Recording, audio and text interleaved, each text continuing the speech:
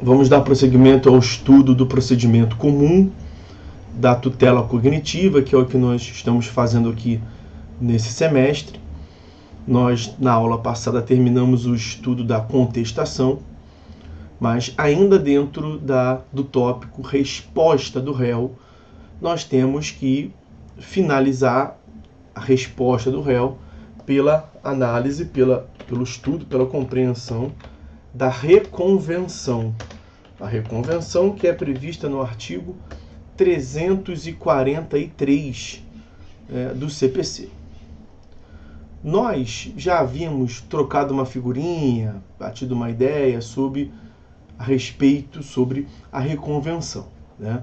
Ainda em um caráter introdutório e sem preocupações teóricas, nós lá atrás tínhamos falado que a reconvenção se diferencia da contestação, porque a contestação visa a fornecer a defesa do réu, ao passo que a reconvenção é a peça pelo qual o réu apresenta um contra-ataque, um ataque incidental no processo.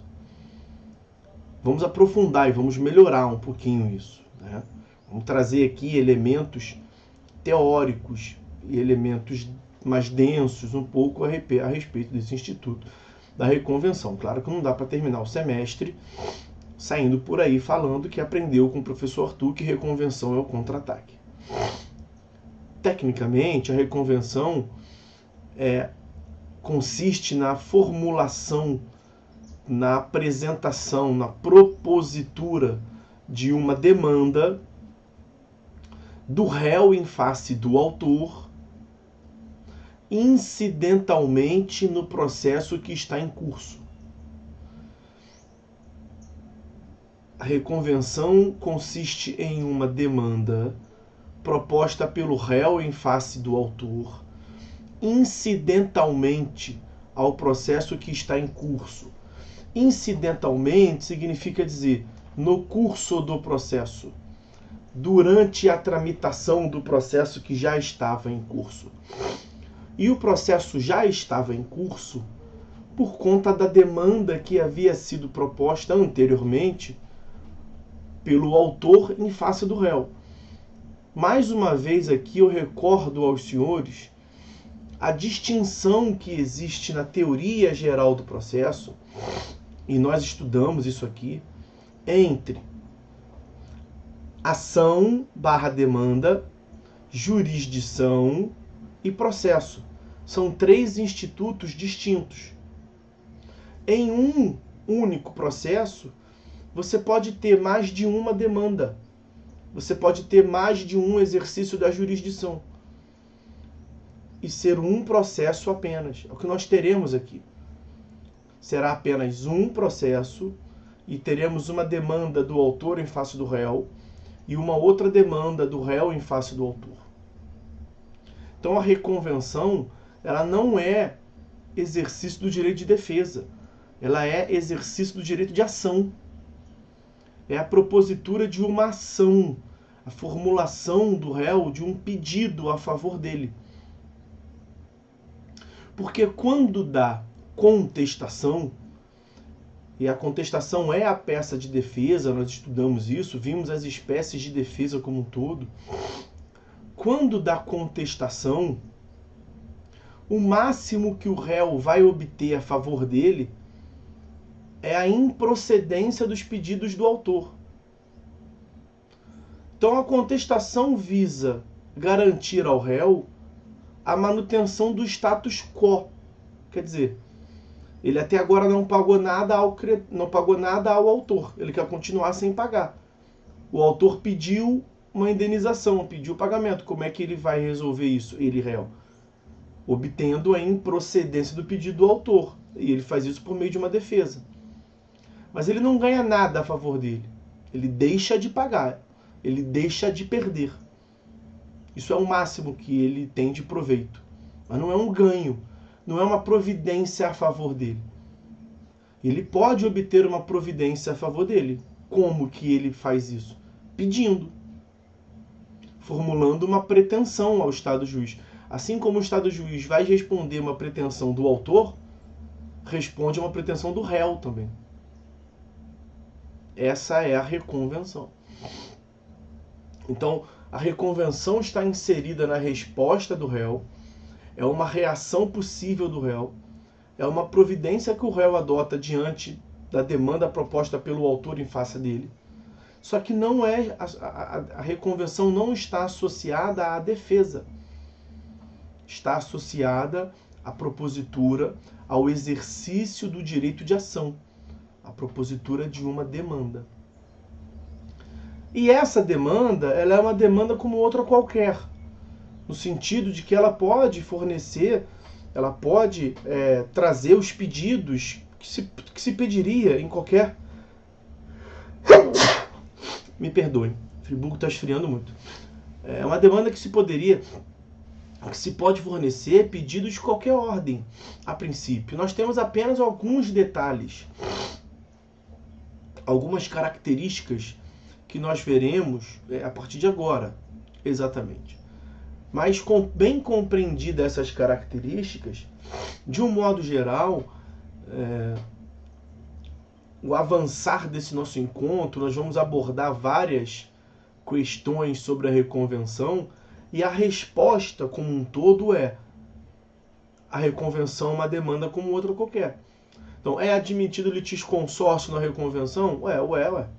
A reconvenção é uma demanda como outra qualquer. É um exemplo. Porque realmente o é. Mas vamos ver então as características da reconvenção. Eu lhes disse que a reconvenção é uma demanda. A reconvenção é realmente uma demanda. Manifestação do direito de ação, como eu abordei com os senhores. O próprio artigo 343 do CPC, ele prevê, olha, trazer ele aqui, ó, da reconvenção. Aliás, vou trazer ele todo, a gente lê só a parte que nos interessa. Da reconvenção.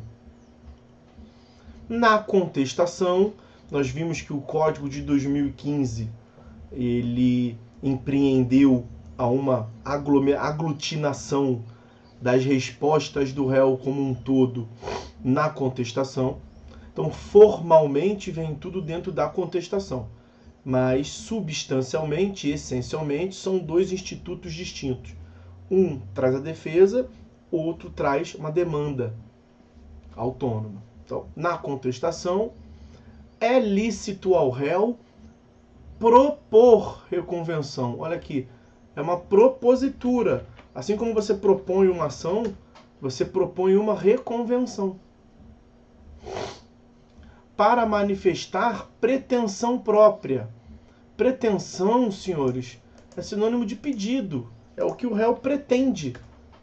É o pedido que o réu formula. Então é um pedido próprio do réu em face do autor. Então é uma decorrência do direito de ação, não se pode ter dúvida disso. Essas expressões deixam isso claro. Até o próprio nome do instituto, porque reconvenção vem de reconvir. Reconvir.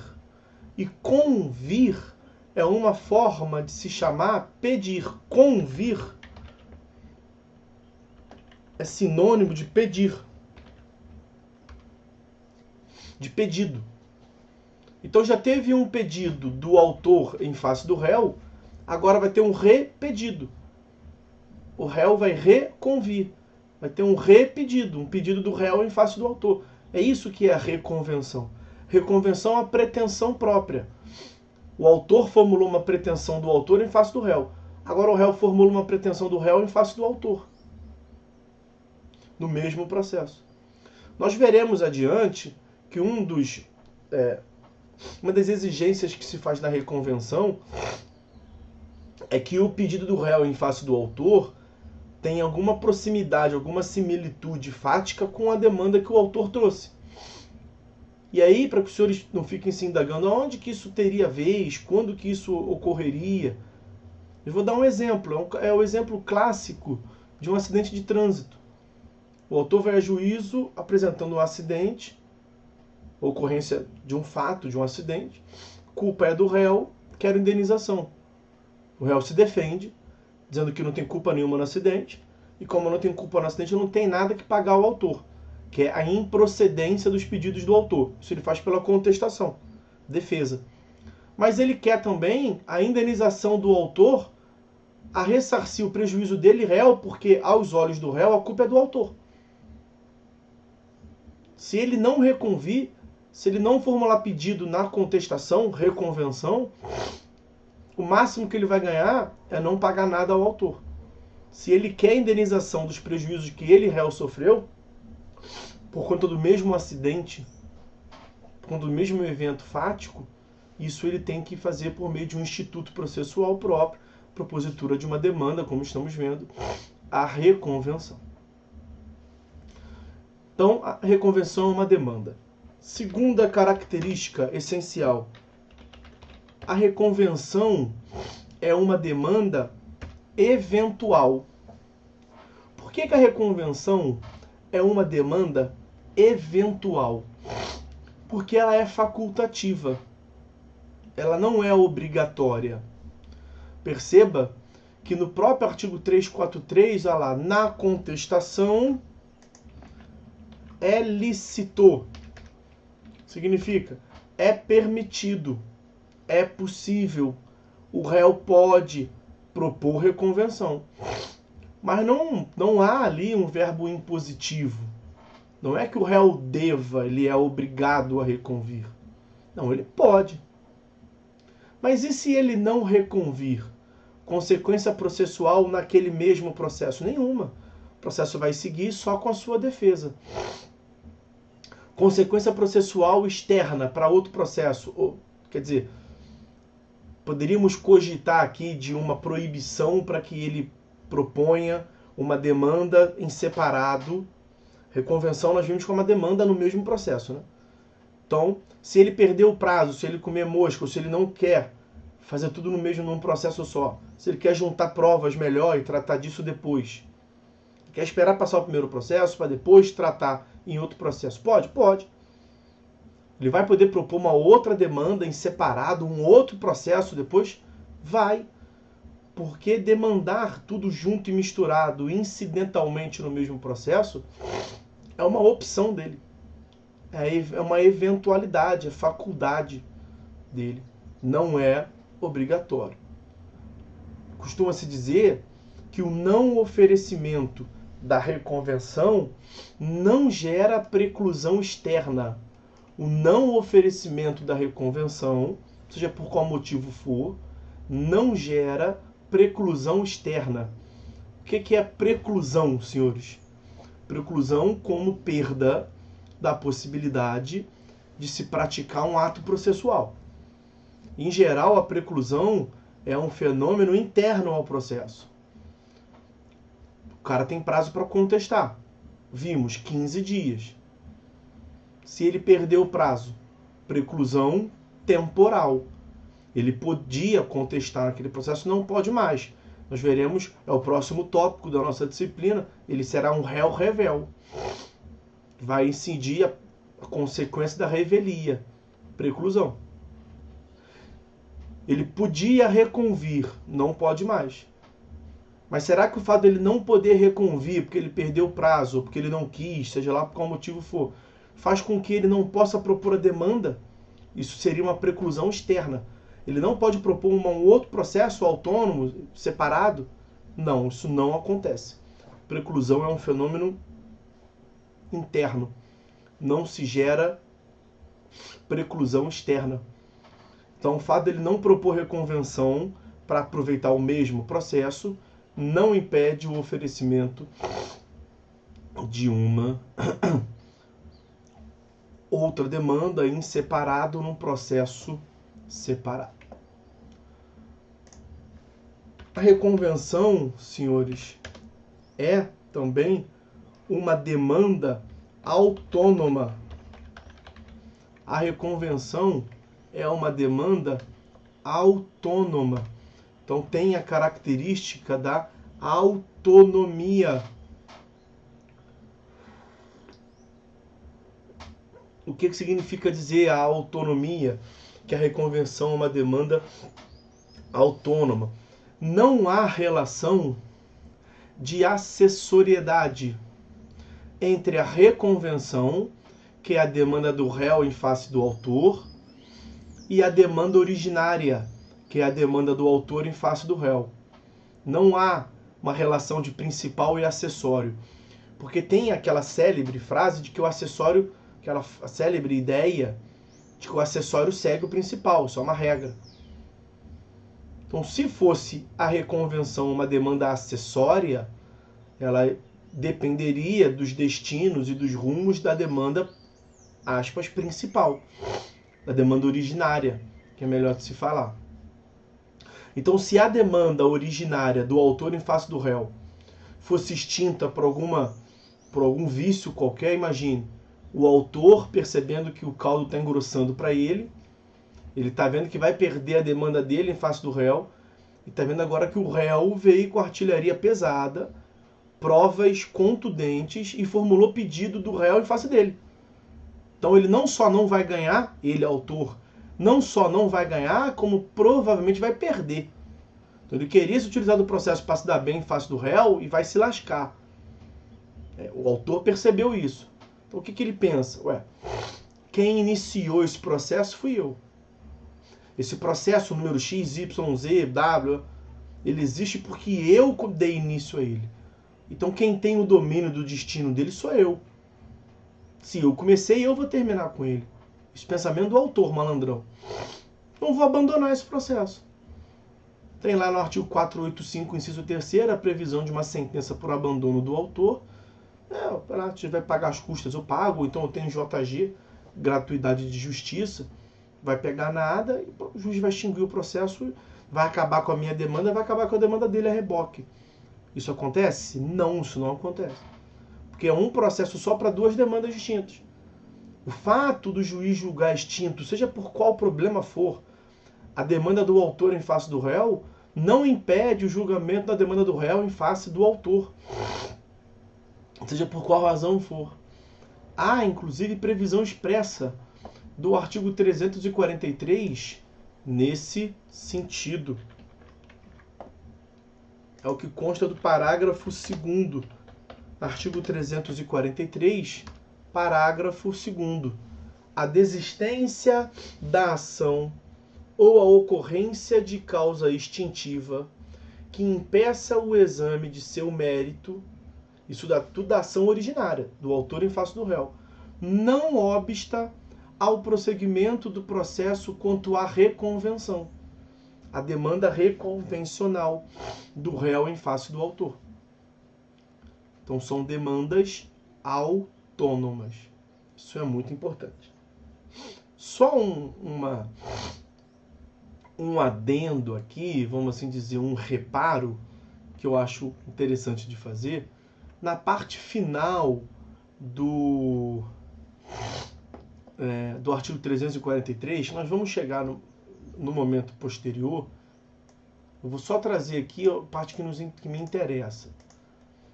Artigo 343, no seu caput, ele prevê assim,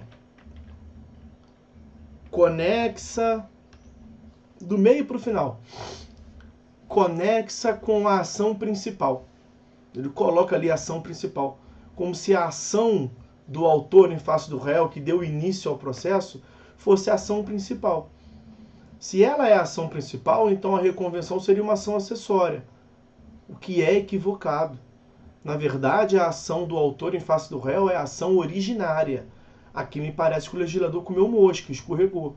Não há uma relação, isso que eu quero deixar claro com os senhores, não há uma relação de principal e acessório entre a demanda do autor e a demanda do réu. São demandas autônomas. Não há acessoriedade. Então, cuidado com essa previsão do caput ali, que a demanda originária seria principal. Eu prefiro chamar como sendo demanda originária. Uma quarta característica importante é que a reconvenção é uma demanda independente. A reconvenção é uma demanda independente. A independência da reconvenção, da demanda reconvencional. O que significa a independência? É que o julgamento, autonomia, é porque os rumos e os destinos dela são autônomos. Então uma pode ter uma barreira como um vício e a outra seguir. A independência é, mesmo que os dois cheguem ao momento final, cada um pode ir num caminho diferente também. Então, elas não estão presas, vinculadas. Não há uma dependência do julgamento de um ao julgamento da outra. Então a independência é a ausência de dependência. O julgamento da reconvenção não é dependente necessariamente do julgamento da ação principal. Aí é uma questão de caso concreto, uma questão lógica. É claro que, veja, no acidente, em geral, a culpa vai ser de um. Então um vai ganhar, um vai perder. Mas veja, é possível se cogitar, imagina aqui, é possível se cogitar que o autor... Então veja, se um vai ganhar, um vai perder, já mostra a independência. Mas veja, é possível até se cogitar...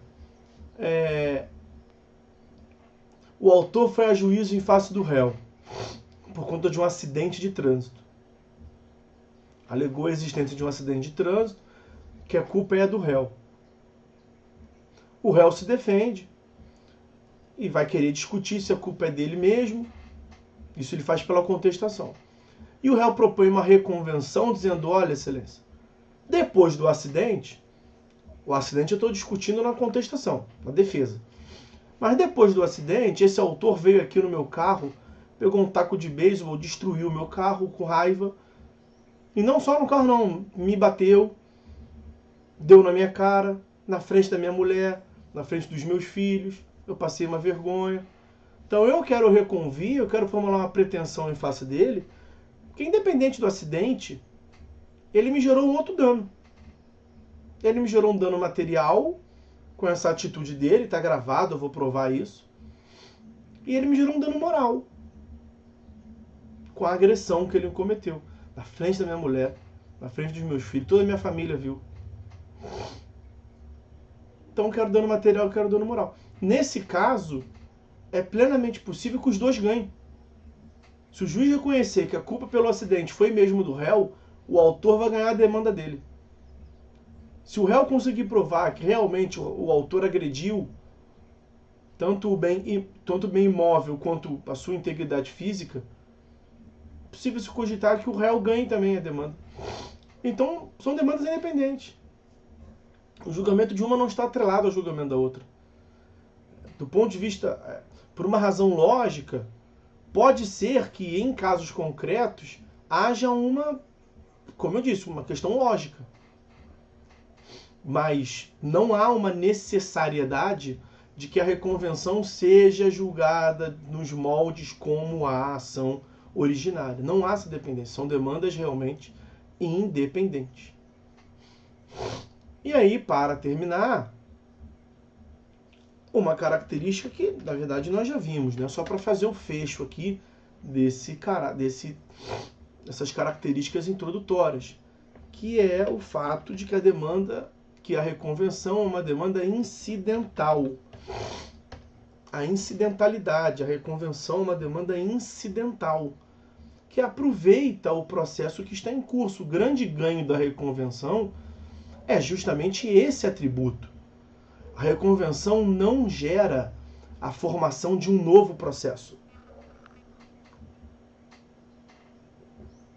A reconvenção é uma demanda proposta pelo réu em face. Então agora nós podemos já dizer, a reconvenção consiste em uma demanda eventual, autônoma e independente, proposta pelo réu em face do autor, incidentalmente ao processo que já está em curso. A grande questão aqui é aproveitar justamente o processo que está em curso. Para quê? Para que por meio do processo que está em curso, nós possamos aproveitar e gerar o tal do princípio da economia processual. promover a efetividade da jurisdição, contribuir com a duração razoável do processo. Esse tipo de considerações. Ok? Então, essas considerações introdutórias sobre as características da reconvenção. Tem mais coisa para